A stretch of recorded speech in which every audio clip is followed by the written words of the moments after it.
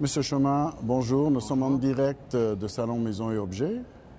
Et c'est un salon professionnel qui s'adresse pratiquement à tous les professionnels étrangers et également français au niveau des décorations. Et vous pensez que la fréquentation étrangère, elle est importante dans ce salon ou elle est stabilisée? Maison et Objets reçoit 2 fois par an 80 000 acheteurs, dont 50%, entre 40 et 50% d'internationaux.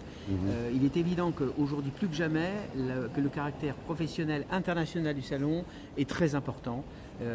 Et on s'aperçoit d'ailleurs que les acheteurs qui viennent sur le salon sont des acheteurs qui viennent acheter, sont des visiteurs qui viennent acheter et qui sont là pour travailler, car on ne se déplace pas, on ne fait pas des milliers de kilomètres uniquement que pour faire de la visite. Ouais, donc c'est un caractère qui est confirmé sur Maison et Objets. 100 000 visiteurs professionnels, c'est un chiffre extraordinaire pour des salons aussi en France.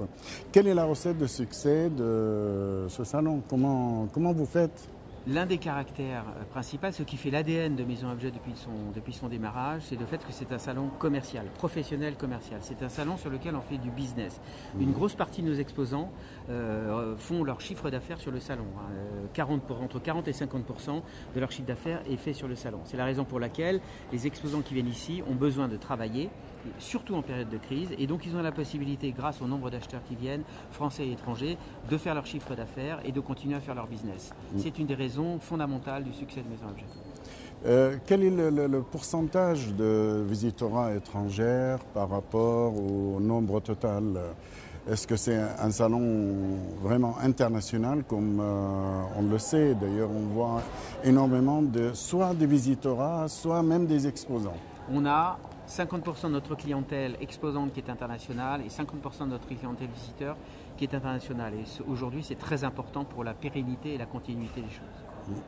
Comment vous voyez l'avenir de cette manifestation? Écoutez, à partir du moment, c'est une plateforme d'image et de business, tant qu'on continuera à être dynamique, à apporter la transversalité de l'art de vivre à Paris, qui est la capitale de la création, à apporter du business grâce aux visiteurs et aux acheteurs qui viennent, je pense que le salon, tant qu'on apporte une solution à ceux qui ont besoin de travailler, qui ont besoin de rencontrer, les acheteurs ont besoin de rencontrer, d'acheter des produits, et les exposants et les fabricants ont besoin de trouver des nouvelles collections. Tant qu'on s'assure ce train-là, le salon ira loin.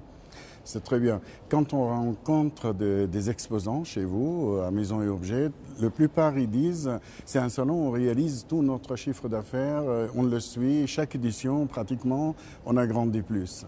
Au nom de tous ces exposants, au nom de tous les visiteurs et également au nom de notre équipe, on vous remercie beaucoup de votre effort et pour ce magnifique salon.